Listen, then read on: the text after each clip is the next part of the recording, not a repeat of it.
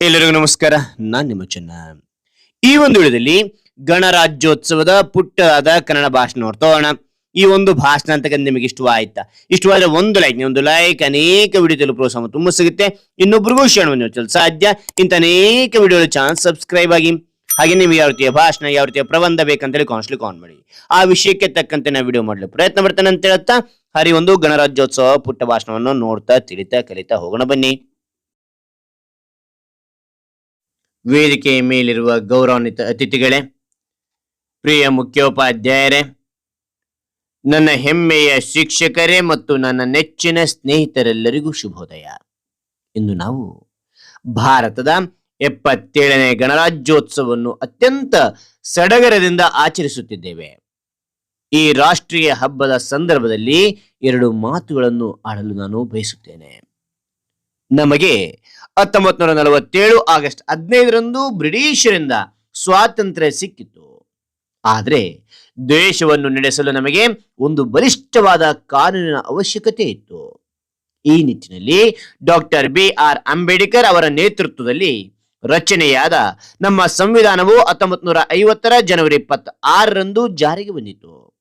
ಅಂದಿನಿಂದ ಭಾರತವು ಸಂಪೂರ್ಣ ಗಣರಾಜ್ಯವಾಯಿತು.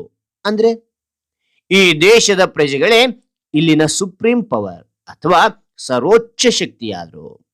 ನಮ್ಮ ಸಂವಿಧಾನವು ಪ್ರತಿಯೊಬ್ಬ ಭಾರತೀಯನಿಗೂ ಸಮಾನತೆ, ಸ್ವಾತಂತ್ರ್ಯ ಮತ್ತು ನ್ಯಾಯದ ಹಕ್ಕುಗಳನ್ನು ನೀಡಿದೆ.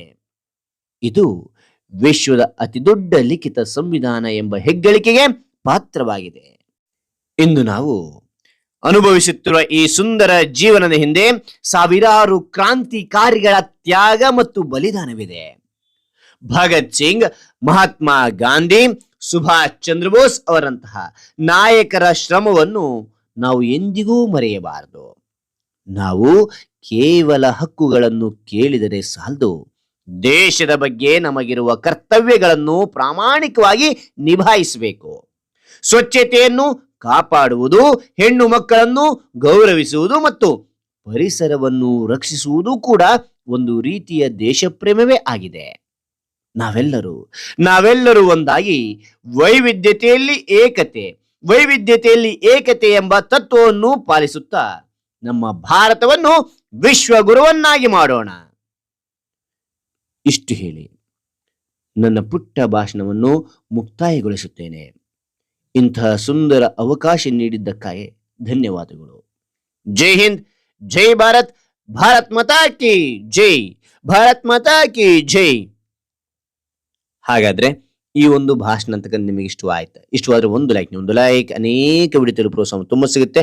ಇನ್ನೊಬ್ರಿಗೂ ಶೇರ್ ಮಾಡಿ ಸಾಧ್ಯ. ಇಂಥ ಅನೇಕ ವಿಡಿಯೋ ಚಾನಲ್ ಸಬ್ಸ್ಕ್ರೈಬ್ ಆಗಿ. ಮತ್ತೊಂದು ಹೊಸ ವಿಷಯದೊಂದಿಗೆ ಮತ್ತೊಂದು ಹೊಸ ವಿಡಿಯೋ ಭೇಟಿ ಆಗ್ತೇನೆ. Thank you for watching. Bye ಮಕ್ಕಳೇ.